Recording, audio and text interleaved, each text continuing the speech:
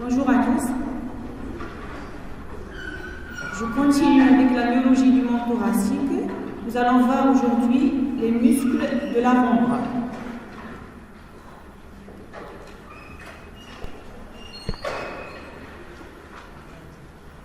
Une introduction.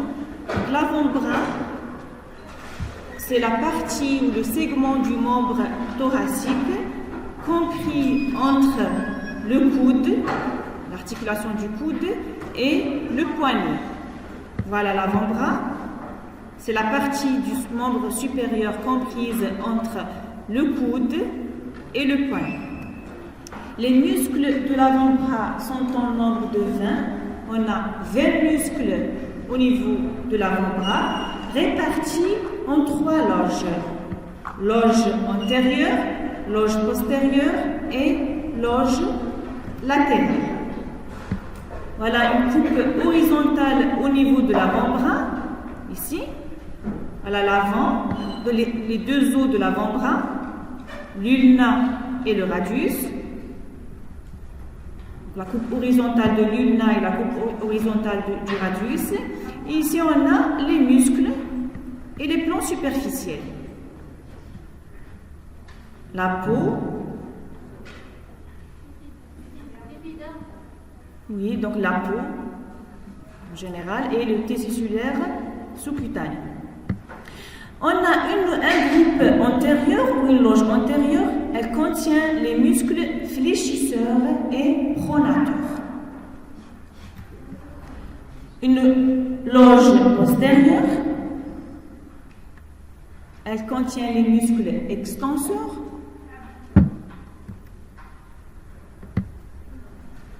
La loge latérale, elle contient les muscles supinateurs. Voilà, sur une vue antérieure, on a une vue antérieure de l'avant-bras et de la main. Ici, on a une vue postérieure. Voilà la loge antérieure et la loge latérale. Dans une vue antérieure, on peut voir juste la loge antérieure et la loge latérale. Sur une vue postérieure, voilà, vous voyez la loge postérieure et la loge latérale. On commence par la loge antérieure. Toujours une coupe transversale de l'avant-bras au tiers intermédiaire. L'avant-bras, on a le tiers supérieur, le tiers moyen et le tiers inférieur, au tiers proximal, moyen et distal. Ici, la coupe, elle est pratiquée au niveau du tiers moyen au tiers intermédiaire. Les deux os de l'avant-bras, ulna et radius. Voilà la loge antérieure, la loge latérale et la loge postérieure. L'avant, ça c'est l'orientation de la coupe, l'avant, l'arrière, le dedans et le dehors.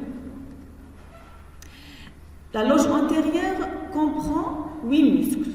Donc on a 8 muscles dans la loge antérieure, 8 muscles dans la loge postérieure et 4 muscles dans la loge latérale. Ça fait 20. Les muscles sont disposés en 3 plans. Ils ne sont pas dans le même plan. On a un plan superficiel, un plan moyen et un plan profond. Dans le plan superficiel, on a les muscles épicondyliens médiaux. Puisque ces 4 muscles s'insèrent, ils ont une origine commune au niveau de l'épicondyle médial ou l'épitroclé. Un plan moyen comprend un muscle. Un plan profond, il comprend 3 muscles. Vous voyez ici 4 muscles, c'est les épicondyliens médiaux. Le plan moyen, on a un seul muscle. Le plan profond comprend 3 muscles. Vous voyez ici juste 2. Le troisième, il n'est pas situé, il est situé au niveau du tiers distal de l'avant-bras. C'est pour ça qu'on ne le voit pas sur cette coupe. C'est le muscle carré pronateur. On va le voir après. Voilà pour la loge antérieure. Elle comprend 8 muscles répartis en 3 plans. Plan superficiel, 4 muscles. Plan moyen, 1 muscle. Et plan profond, 3 muscles.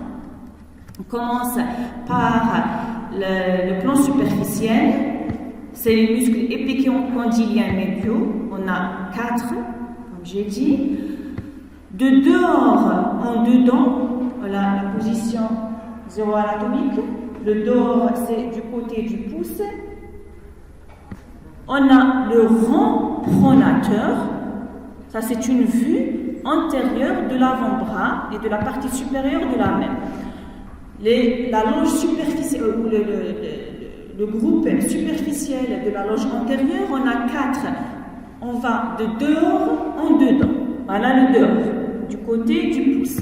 On a le rang pronateur, le fléchisseur radial du carpe, appelé aussi grand palmaire, le long palmaire,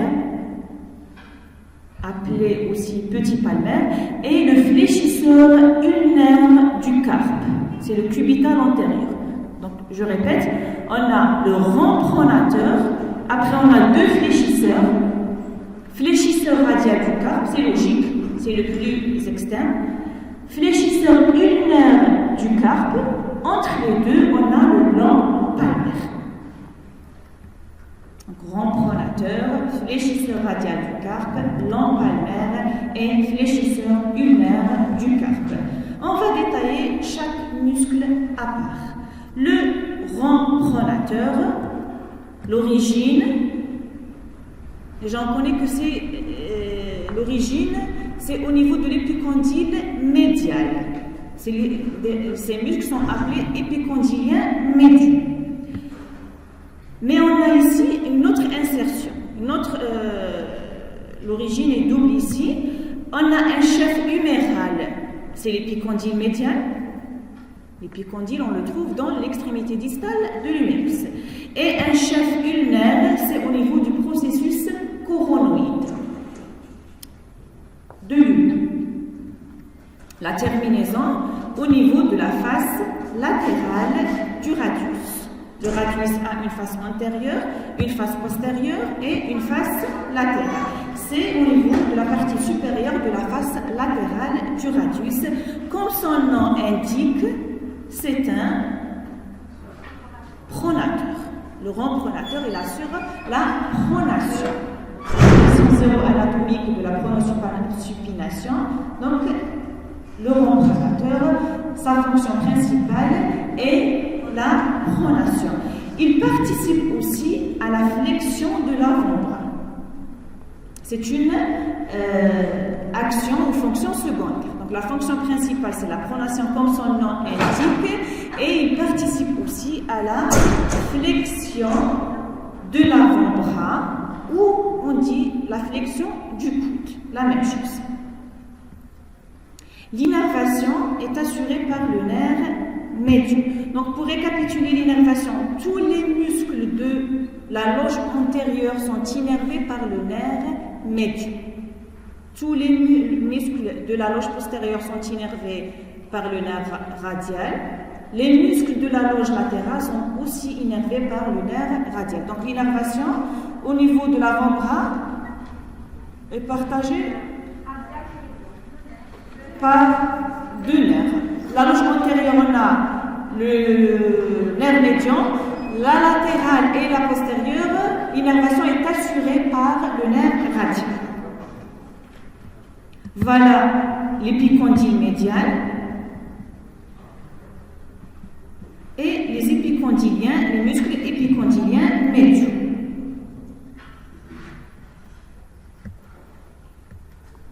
Deuxième muscle, on va de dehors en dedans. On a vu le rang pronateur, le muscle fléchisseur radial du carpe. Il est appelé aussi grand palmaire. L'origine, c'est l'épicondyle médial. La terminaison, ici on a une seule origine. La terminaison, c'est la face palmaire de la base de M2, deuxième métacarpien, au niveau de la pointe de la main. On a 5 métacarpiens, comptés de dehors en dedans. La base deuxième métacarpien, mais sa face palmaire, la face antérieure. Voilà, ce muscle, il se termine au niveau de la face palmaire de la base du deuxième métacarpien ou M2. Logiquement, qu'est-ce qu'il assure? La flexion du poignet, parce que l'insertion, la terminaison, elle est au niveau de la main. Donc, il assure la flexion de la main sur l'avant-bras ou la flexion du poignet. Et aussi l'abduction de la main. Il assure aussi une inclinaison radiale, ce qui est l'abduction de la main. L'innervation, bien évidemment, par le nerf médian. Le muscle long palmaire, appelé aussi l'ancienne nomenclature petit palmaire, l'origine c'est l'épicondyle médial, la terminaison c'est l'aponevrose palmaire superficielle. Ça c'est l'aponevrose palmaire superficielle. C'est une enveloppe fibreuse, souple et résistante qui est située sous la paume de la main et les doigts.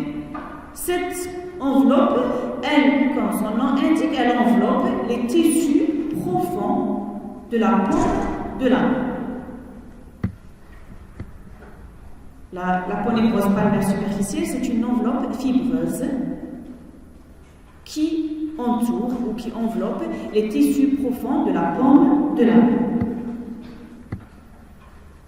Donc l'origine, c'est l'épicondyle médial et la terminaison, c'est au niveau de l'aponevrose palmaire superficielle, située au niveau de la paume de la main. Donc sa fonction, c'est la flexion du poignet. Flexion du poignet ou flexion de la main, c'est la même chose. Innervation, le nerf médian. Le quatrième muscle épicondylien médial, on a le fléchisseur ulnaire du carpe ou cubital antérieur. Voilà. On a vu le fléchisseur radial du carpe. Celui-là, c'est le fléchisseur ulnaire du carpe ou cubital antérieur. L'origine, le chef huméral, c'est comme les autres, au niveau de l'épicondyle médial. Le chef ulnaire, c'est la face dorsale de l'olecrâne. C'est une faute de frappe ici. Je la rectifie après. Donc le chef ulnaire, c'est au niveau de la face dorsale. Ça, c'est une vue antérieure. On ne voit pas la deuxième insertion. C'est au niveau de la face dorsale de l'olectrane. La terminaison, c'est au niveau du pisiforme. L'os pisiforme de la rangée proximale du carpe. Il peut se terminer aussi au niveau de la base du cinquième méta et au niveau de l'amaton. Mais la terminaison principale, c'est au niveau du pisiforme. Sa fonction, c'est la flexion, la fonction principale, la flexion et l'adduction de la main. Regardez ici, de l'épicondyle médial jusqu'au pisiforme. Lorsqu'il se contracte, il tire la main en flexion, il tire la main en haut, donc il a sur la flexion de la main. En même temps, le pisiforme est tout en dedans, il assure aussi une inclinaison médiale qui est l'adduction. Le fléchisseur radial du carpe, c'est un fléchisseur, comme son nom indique, de la main et abducteur. Le fléchisseur ulnaire du carpe, c'est un fléchisseur et adducteur. Donc si je récapitule la loge, vous pouvez fermer la coince, parce qu'elle dérange.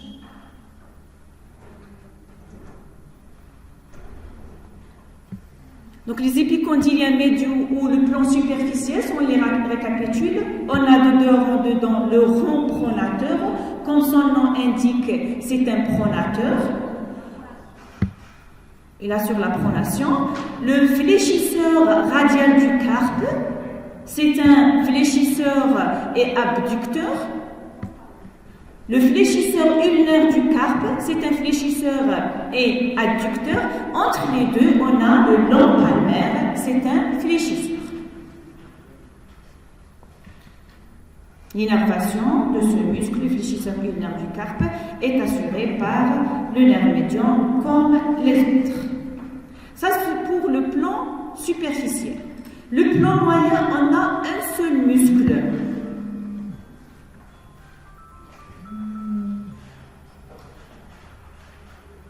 C'est le muscle fléchisseur commun superficiel des doigts.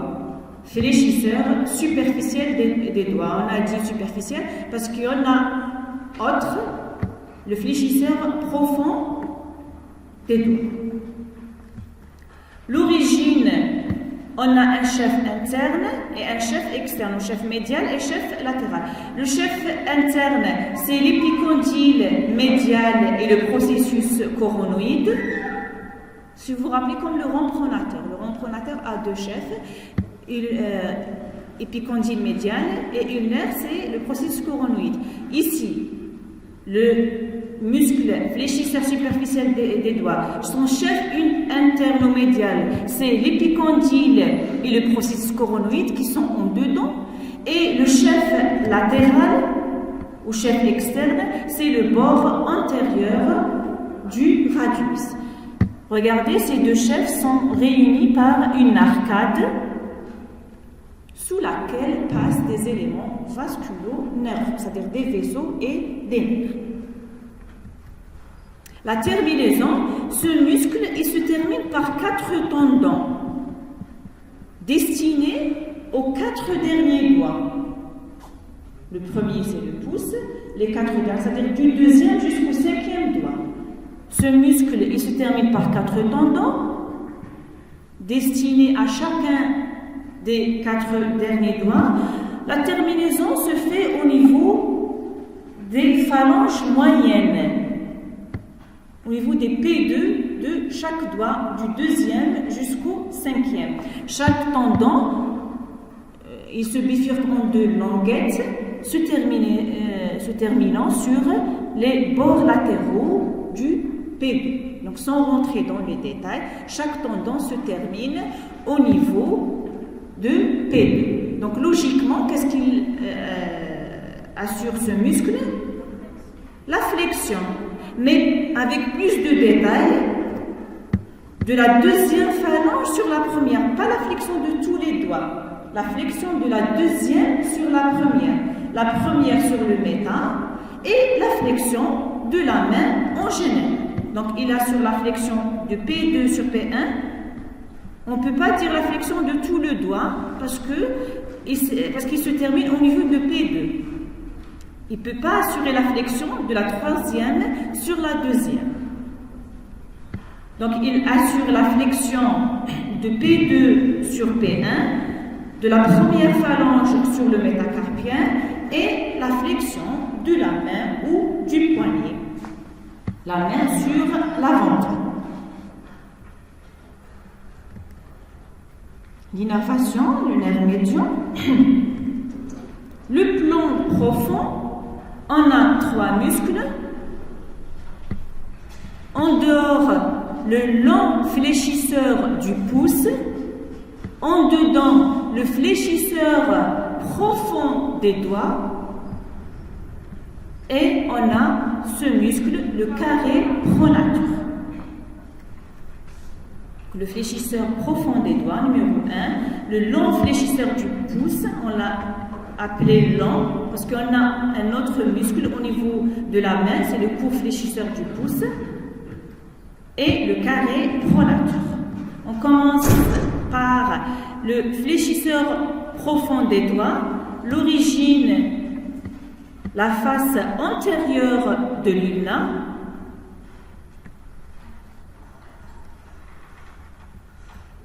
et la membrane interosseuse antébrachiale. La membrane qui relie les deux os, l'ulna et le radius. La terminaison, il se termine aussi par 4 tendons, comme le superficiel, destinés aux 4 derniers doigts, qui vont jusqu'à la phalange distale jusqu'au P3. Voilà, il se termine par 4 tendons sur les bases des phalanges distales des 4 derniers doigts. Donc le superficiel se termine sur P2, le profond se termine sur P3. L'origine, c'est la flexion des doigts de la main, des phalanges des doigts ou des doigts de la main, c'est-à-dire du P3 sur P2, P2 sur P1 et ainsi de suite. Et la flexion du poignet ou de la main en général. L'origine, l'innervation, c'est le nerf médian. Voilà un petit détail ici. On a, pour chacun des 4 derniers doigts, on a 2 fléchisseurs, 2 tendons de fléchisseurs. Le tendon du fléchisseur superficiel, c'est celui-là, et le tendon du fléchisseur profond. Pour le pouce, la même chose. Il a 2 tendons, le long fléchisseur au niveau de l'avant-bras et le court fléchisseur au niveau, c'est un muscle de la main. Regardez ça, c'est le tendon du fléchisseur superficiel qui se termine en 2 banquettes sur les P2, sur les bords latéraux du P2. On l'appelle le tendon perforé. Regardez, si vous voyez le tendon, vous avez l'impression que c'est un tendon perforé. Trop. Le tendon de fléchisseur profond, il le traverse, il le perfore et va jusqu'au P3. C'est le tendon perforant. Le perforant et le perforé. Le fléchisseur, il est perforé. Le fléchisseur superficiel, c'est le tendon perforé. Le fléchisseur profond, c'est le perforant. Le superficiel se termine sur P2.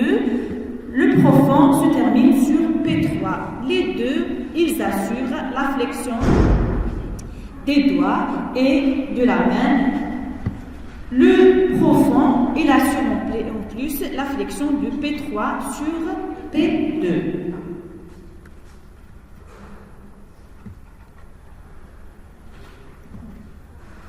Toujours le plan profond, on a vu le fléchisseur comme profond. Maintenant, le long fléchisseur du pouce. Le long fléchisseur du pouce.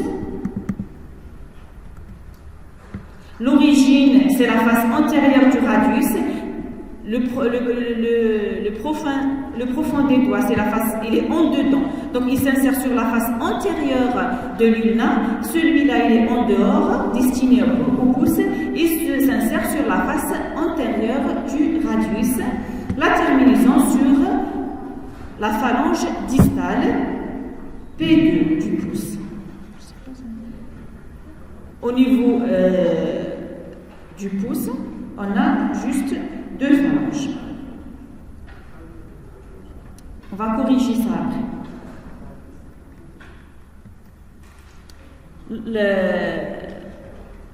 La fonction, c'est la flexion du pouce. L'innervation, c'est le nerf médian. Le troisième muscle profond, c'est le muscle carré pronateur. Regardez comme son nom indique, c'est un muscle en forme de carré qui va du quart inférieur de l'ulna jusqu'au quart inférieur du radius. Sa fonction, c'est la pronation. C'est comme le rond pronateur. Il assure la pronation. Il est innervé par le nerf médian. C'est un muscle qu'on trouve au niveau du tiers distal ou le quart inférieur de l'avant-bras. C'est pour ça tout à l'heure au niveau de la coupe, parce qu'on a vu la coupe de l'avant-bras, la coupe des muscles de la loge antérieure, on a vu juste les 2 muscles profonds, le long fléchisseur du pouce et le fléchisseur profond des doigts. Voilà pour la longe antérieure. Donc, au niveau du plan superficiel, on a les muscles épicondyliens médiaux, rond pronateur, le fléchisseur radial du carpe, le fléchisseur ulnaire du carpe et entre les deux le long palmaire. Le plan superficiel, on a le fléchisseur superficiel des doigts qui se termine au niveau des P2, des 4 derniers doigts. Le plan profond, on a en dehors le long fléchisseur du pouce destiné au pouce, il se termine sur la phalange distale du pouce, P2, et en dedans, le fléchisseur profond des doigts destiné aussi aux 4 derniers doigts, les tendons se terminent sur P3 et le carré pronateur, c'est le muscle le plus profond qui va du quart inférieur de la face antérieure de l'ulna jusqu'au quart inférieur de la face antérieure du radius. C'est un muscle pronateur. Donc les muscles de la loge antérieure sont des fléchisseurs et pronateurs. On a en plus le fléchisseur ulnaire du carpe, c'est un adducteur. Le fléchisseur radial du carpe, c'est un abducteur. La loge latérale, voilà, toujours la même coupe. Donc, elle contient les muscles supinateurs et extenseurs radiaux du carpe. Elle contient 2 muscles supinateurs et 2 muscles extenseurs radiaux. Ces muscles sont issus de l'épicondyle latéral. Ils naissent au niveau de l'épicondyle latéral et agissent essentiellement sur l'avant-bras et la main. On y compte 4 muscles, le brachio-radial, le muscle long extenseur et appelé encore long supinateur, le muscle long extenseur radial du carpe, le muscle court extenseur radial du carpe et le muscle court supinateur. Donc on a 2 extenseurs radiaux, long et court, et 2 supinateurs, long et court. Le muscle brachio-radial,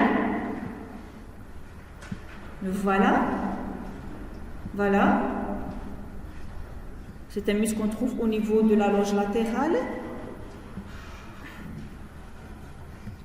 L'origine, bord latéral de l'humérus, brachio, il va du bras jusqu'au radius. Donc la terminaison, l'origine c'est au niveau du bras et la terminaison c'est au niveau du radius.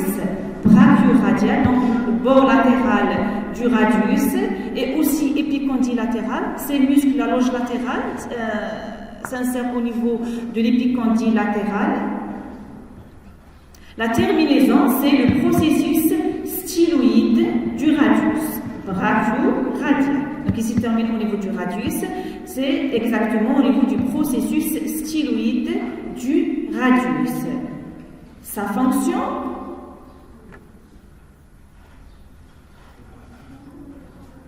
c'est le long supinateur. Donc,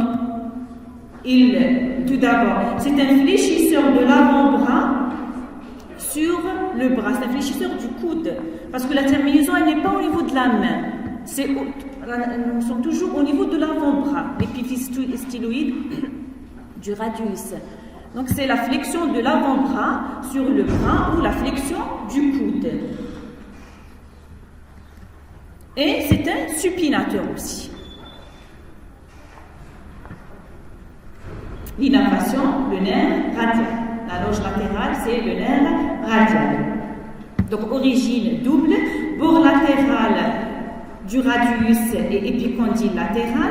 La terminaison, c'est au niveau du processus styloïde du radius. C'est un fléchisseur de l'avant-bras sur le bras. Deuxième muscle, voilà, ça c'est une vue postérieure, une vue dorsale. On a le long extenseur radial du carpe, appelé encore premier radial. L'origine, c'est l'épicondyle latéral. La terminaison, c'est au niveau de la base de M2, comme si vous vous rappelez le fléchisseur radial du carpe, mais l'autre, c'est au niveau de la face palmaire, parce que la base de M2, on a une face palmaire, une face antérieure et une face postérieure. Ici, le long extenseur radial du carpe, c'est au niveau du P2 comme le fléchisseur radial du carpe, mais la face dorsale. Ça, c'est une vue postérieure. Donc, ça, c'est la face dorsale de la base de M2. Donc, sa fonction de l'épicondyle latéral jusqu'au P2. Lorsqu'il se contracte, il tire la main en arrière. Donc, c'est un extenseur. Extenseur et abducteur de la main. Extenseur et abducteur de la main. Le fléchisseur radial du carpe, c'est un fléchisseur et abducteur. Le long extenseur radial du carpe, c'est un extenseur, comme son nom indique, et abducteur. L'innervation, le nerf radial. Le court extenseur radial du carpe, appelé encore deuxième radial, c'est comme le long, l'origine, c'est au niveau de l'épicondyle latéral. La terminaison, c'est la base de un trou. Mais la face dorsale aussi, la base de M3. Le long au niveau de la base de M2, le court au niveau de la base de M3. La fonction est la même, extenseur et abducteur de la main. Déjà, on déduit la fonction de l'appellation, l'extenseur radial du carpe. Extenseur, c'est un extenseur radial, il a sur une inclinaison radiale une abduction. L'innervation, c'est le nerf radial. Le muscle, toujours au niveau de la loge latérale, le muscle le plus profond, ces muscles ne sont pas situés dans le même plan, on n'a pas détaillé ça, mais je le détaille maintenant, je le dis maintenant. On a 4 muscles au niveau de la loge latérale. De haut en bas, on a le long supinateur ou le brachioradial, le long extenseur radial du carpe, le court extenseur radial du carpe. Au niveau, dans un seul plan. Dans un plan profond, on a le court supinateur. Le court supinateur. Toujours une vue dorsale. On le voit sur une vue dorsale. L'origine, on a un chef superficiel, huméral. C'est l'épicondyle latéral de l'humérus, comme les 3 premiers. Et un chef profond ulnaire. C'est au niveau de la partie supérieure de la face postérieure de l'ulna. Ici, on a le bord interosseux de l'ulna, ou le bord latéral. En haut, il se bifurque.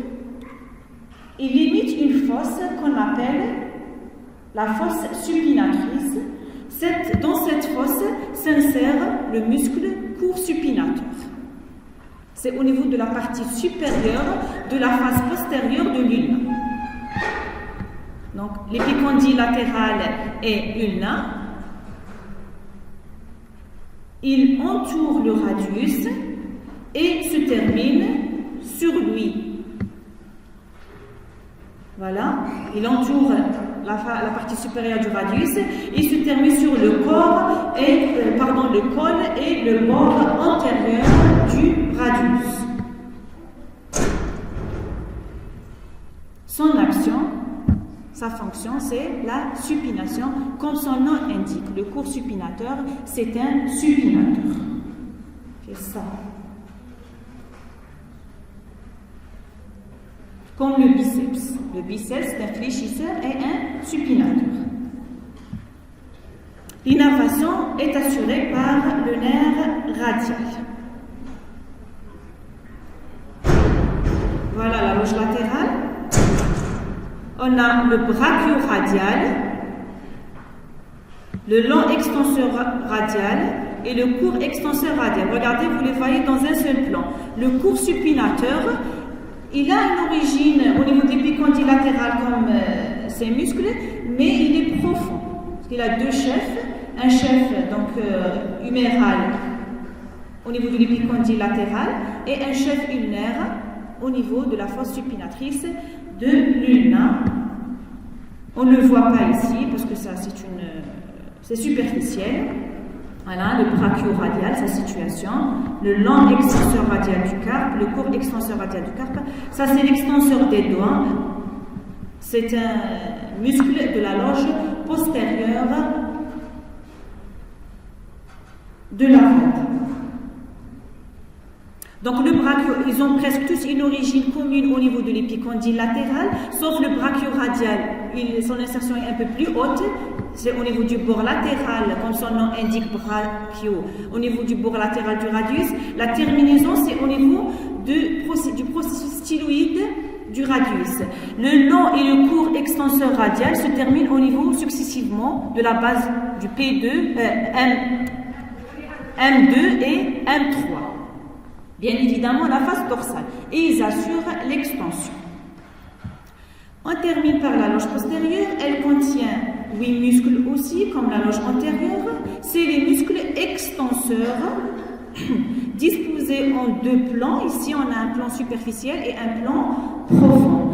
Le plan superficiel, comme le plan superficiel de la loge antérieure, on a ici les muscles épicondyliens latéraux. Au niveau de la loge antérieure, on a les épicondyliens médiaux et la loge postérieure, les épicondyliens latéraux. Et dans un plan profond, on a aussi 4 muscles. Voilà le plan superficiel, les épicondyliens latéraux, et le plan profond. Comme c'est une coupe pratiquée au niveau du tiers moyen, on ne voit pas tous les muscles. Le plan superficiel, voilà l'épicondyle latéral, on a la loge latérale, le brachioradial et les autres, puis on a on continue les épicondyliens latéraux du plan superficiel de la loge postérieure. Voilà, ça c'est une vue dorsale, ça c'est le fléchisseur ulnaire du carpe, si vous vous rappelez. Les plans superficiels, on connaît fléchisseur radial du carpe et fléchisseur ulnaire du carpe. Il a une insertion au niveau de l'épitroclé ou l'épicondyle médiane et une insertion au niveau de l'olecrane. Ici, le plan superficiel, on va de dedans en dehors. On a l'enconé, l'extenseur ulnaire du carpe, appelé encore cubital postérieur. Ça, c'est le cubital antérieur. C'est un muscle de la loge antérieure. On voit une partie de ce muscle, c'est le cubital antérieur, et ça c'est le cubital postérieur. Cubital postérieur ou extenseur ulnaire du carpe. Les 2 autres aussi sont des extenseurs. Regardez, ce muscle est destiné au petit doigt. Donc c'est l'extenseur du petit doigt et ça c'est l'extenseur des doigts. Ici pour les extenseurs, on n'a pas un profond et un superficiel. On a un seul extenseur commun des doigts qui donne 4 tendons pour les 4 derniers doigts. Il se termine dans le P2 et dans P3 de chaque doigt. Voilà, je répète, le groupe superficiel, on va de dedans en dehors, l'enconé. L'extenseur, au niveau de la loge postérieure, il n'y a que l'extenseur. L'extenseur ulnaire du carpe, l'extenseur du petit doigt et l'extenseur commun des doigts, ou extenseur des doigts. L'enconé, l'origine, c'est l'épicondyle latéral, c'est les épicondyliens latéraux. La terminaison, c'est au niveau de l'olecrane et la partie supérieure du bord postérieur de l'ulna. Bord postérieur de l'ulna. Son action, c'est l'extension de l'avant-bras sur le bras. De l'épicondyle latéral jusqu'au ici l'olecrane. Lorsqu'il se contracte, il tire le coude en arrière, donc c'est un extenseur de l'avant-bras sur le bras. L'innervation de nerf radial. L'extenseur ulnaire du carpe ou cubital postérieur, l'origine, il a un chef huméral, épicondyle latéral de l'humérus, et un chef ulnaire, c'est le bord postérieur et la face postérieure de l'ulna. un chef huméral, on le connaît, c'est l'épicondyle latéral, c'est les épicondyles, parmi les muscles épicondyliens latéraux, et un chef ulnaire, le bord postérieur et la face postérieure de l'ulna, la terminaison, la base du 5e métacarpien. Bien sûr, la face dorsale de la base du 5e métacarpien. Le cubital antérieur ou le fléchisseur ulnaire du carpe se termine sur le pisiforme. L'autre, ils sont superposés. Par rapport à l'ulna. Ici, on a le fléchisseur ulnaire du carpe qui a aussi deux insertions, épicondyle médial et dans les crânes, la face dorsale de l'écran. Il se termine sur le pisiforme. Il assure la flexion et l'adduction. Le cubital postérieur ou l'extenseur ulnaire du carpe, il a aussi deux insertions comme le cubital antérieur. Ici, au niveau de l'épicondyle latéral et au niveau de la face dorsale de l'ulna, et il se termine sur la base de 1,5. Donc logiquement, il assure l'extension de la main et l'adduction.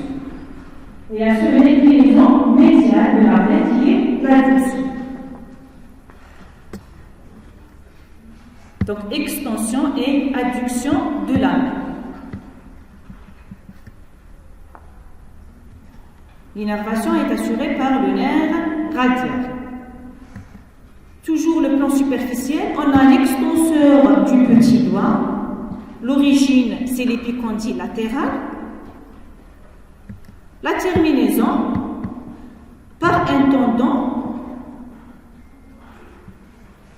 le tendon de l'extenseur des doigts destiné au petit doigt. Le tendon, le muscle extenseur des doigts, il donne 4 tendons destinés aux 4 derniers doigts. Ce muscle, il se termine au niveau du tendon destiné au petit doigt. Le tendon qui vient de l'extenseur des doigts. Vous avez compris ? Non. Ce muscle, c'est l'extenseur du petit doigt. Donc logiquement, il est destiné au petit doigt. On a le muscle extenseur des doigts. Il donne 4 tendons pour chacun des 4 derniers doigts. Un tendon pour le deuxième, pour le troisième, pour le quatrième et pour le petit doigt. Ce tendon, il se termine dans le tendon de l'extenseur des doigts destiné au petit doigt. Attendez, je vous explique ici. Regarde, l'extenseur des doigts, il donne 4 tendons. 1, 2, 3 et 4. Pour les 4 derniers doigts. Donc ce muscle,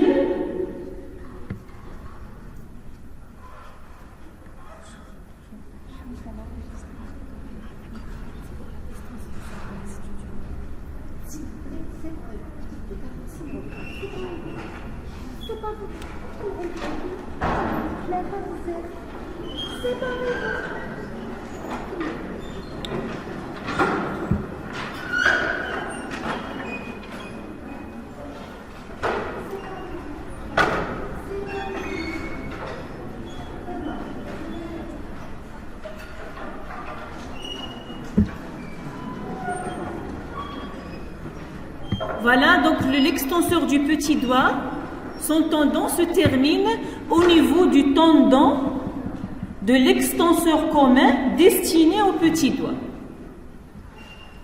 Donc ce muscle, l'extenseur des doigts, il s'insère au niveau de l'épicondyle latéral, comme les autres muscles du plan superficiel, et se termine par 4 tendons destinés aux 4 derniers doigts. Il se termine au niveau du P2 et des P3, il se termine au niveau des P2 et des P3 des 4 derniers doigts. Le superficiel, l'extenseur des doigts, on a un seul muscle destiné aux 4 derniers doigts. Chaque tendon se termine au niveau de P2 et P3.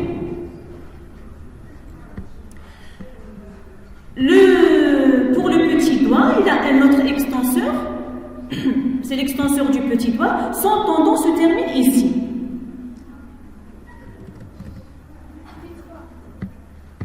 Non, pas au niveau du P3.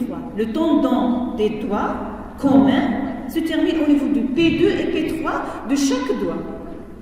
Le tendon, le muscle extenseur du petit doigt, le voilà. Regardez, il se termine ici. Donc, pas P3, il se termine sur le tendon destiné au... Mais il n'a pas une insertion osseuse. Il se termine sur le tendon. Mais quel tendon? Celui-là. Destiné au petit doigt. Et celui-là, il vient d'où? C'est un tendon qui vient du muscle extenseur des doigts. L'innervation est assurée par le nerf radial. La fonction, c'est l'extension des doigts de la main et l'extension du poignet. Au niveau du plan superficiel, tous les muscles s'insèrent au niveau de l'épicondyle latéral, sauf l'extenseur ulnaire du carpe. Il a une insertion aussi dans la face, dans l'olécrâne et le bord postérieur de l'ulna. La fonction, c'est l'extension. L'innervation, tous ces muscles sont innervés par le nerf radial. Ça, c'est pour le plan superficiel. Pour le plan profond, on a aussi 4 muscles. On les compte de dehors en dedans. Long abducteur du pouce, court extenseur du pouce, long extenseur du pouce et l'extenseur propre de l'index. Regardez, on a ces 3 muscles, donc on va de dehors en dedans. Ces 3 muscles sont destinés au pouce. Celui-là est destiné au deuxième doigt. On a un long, puis un court, puis un long. Long, court, long.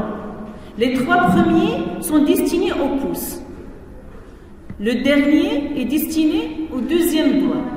Le premier ici, c'est un abducteur. Les autres, c'est des extenseurs. Rana في la loge postérieure, donc c'est des extenseurs. Donc فهموهم comme ça باش تقدروا تحفظوهم. Voilà. Les 3 premiers sont destinés au pouce. Le dernier, le 4e, est destiné au deuxième doigt. Dans le plan profond, on a des muscles destinés au pouce et au deuxième doigt. Le premier, c'est un abducteur. On a un seul abducteur. Comme la loge postérieure, un seul abducteur, c'est celui-là, le long abducteur du pouce. Les autres sont des extenseurs. On a un long, un court, puis un long. Déjà, on a un long, court et un long. Les 3 premiers sont destinés au pouce. Donc logiquement, un long du pouce, un court du pouce et un long du pouce. Le premier, c'est un abducteur, long abducteur du pouce. Les autres, court extenseur, long extenseur du pouce et extenseur de l'index. C'est la concentration, mais c'est facile. Donc long abducteur du pouce, court extenseur du pouce, long extenseur du pouce et l'extenseur de l'index. L'index, comme le petit doigt, il a 2 extenseurs. Le muscle long abducteur du pouce, l'origine, c'est la face postérieure du radius, la face postérieure de l'ulna et la membrane interosseuse antébrachiale. La terminaison, c'est la base du premier métacarpien. Le pouce, la base de 1. Son rôle, comme son nom indique, l'abduction du pouce. L'abduction du pouce, il participe aussi à l'abduction du poignet. L'innervation, le nerf radial. Je vous donne après astuce pour apprendre l'origine. Donc ici, on a la face postérieure du radius, la face postérieure de l'ulna et la membrane interosseuse. La terminaison, la base de M1. C'est logique, M1, c'est il est destiné au pouce. Deuxième muscle, le court. On a vu un long, maintenant un court. Le court extenseur du pouce. L'origine, c'est la face postérieure du radius et la partie adjacente de la membrane interosseuse. Dans les ouvrages, vous pouvez aussi trouver la face postérieure du radius et la face postérieure de l'ulna, comme le long abducteur. Mais généralement, c'est la face postérieure du radius et la partie adjacente, la partie qui est à côté, pas toute la membrane interosseuse. La partie adjacente, proche de la face postérieure du radius, de la membrane interosseuse antibrachiale, la terminaison, le court extenseur, donc la base de P1. Logiquement, le long extenseur, la base de P2. Il est long, il va jusqu'à la base de P2. Son rôle, c'est l'extension et il assure aussi l'abduction du pouce. Oui. Concernant le muscle extenseur du pouce et le muscle long et extenseur du pouce. Oui. Ils sont tous les deux, ils sont des extenseurs. Oui. Ils sont destinés au pouce. Oui. Quelle est la différence entre l'extension du muscle court et du muscle long? Quelle est la différence? Celui-là est court comme vous le voyez et celui-là est long. Ils ont la même fonction, l'extension. Non, la fonction est la même. Les deux sont des extenseurs pour le pouce. Le pouce, il a deux extenseurs. Comme le petit doigt, il a deux extenseurs, le deuxième doigt a deux extenseurs. Un court et un long. C'est par rapport à la forme, donc celui-là est court et celui-là est long. Le court, il se termine au niveau de la base de P1. Le long, il va jusqu'à la base de P2. C'est des extenseurs aussi abducteurs du pouce. L'innervation, c'est le nerf radial.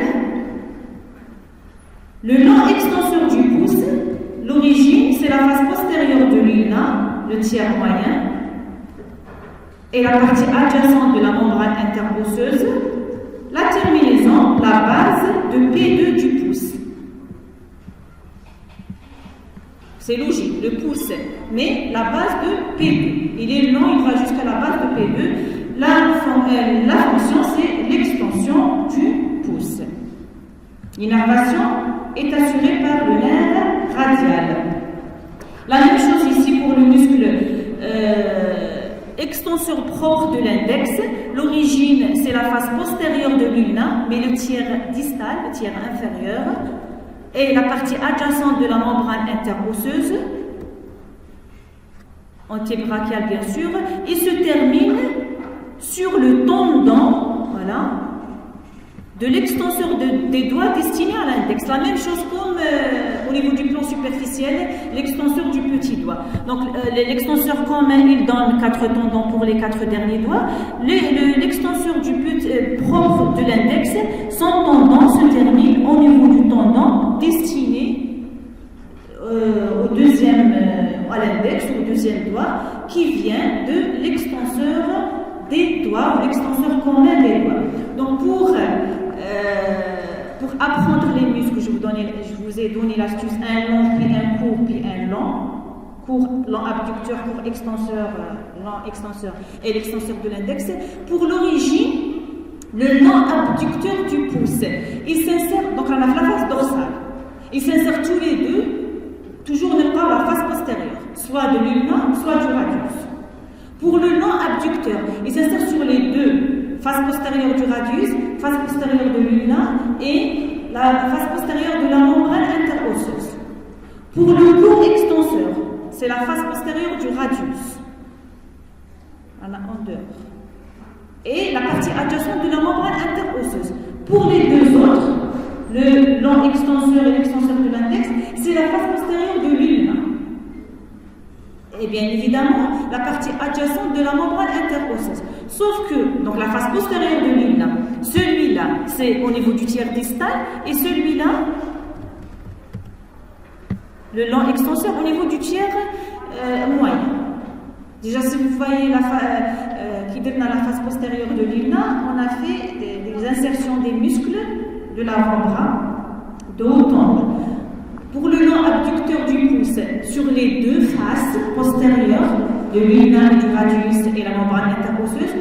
Le court extenseur sur la face postérieure du radius avec la membrane adjacente.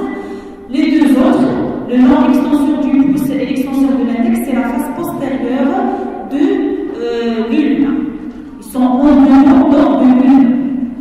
Pour les terminaisons, le long abducteur au niveau de la base de N1, le court extenseur au niveau de la base de P1, le long extenseur au niveau de la base de P2, l'extenseur de l'index au niveau du tendon destiné au deuxième doigt. Donc si on récapitule, au niveau de la longe du plan superficiel, on a les épicondyliens médiaux, latéraux, les épicondyliens latéraux, l'extenseur radial du carpe qui est le cubital postérieur, l'on connaît, l'extenseur radial du carpe qui est le cubital postérieur, puis on a deux extenseurs, un extenseur destiné au petit doigt et un extenseur commun destiné aux quatre derniers doigts.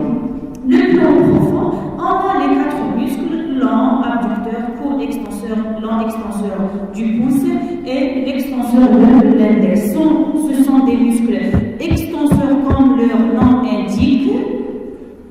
L'abducteur, le long abducteur, c'est un muscle abducteur du pouce.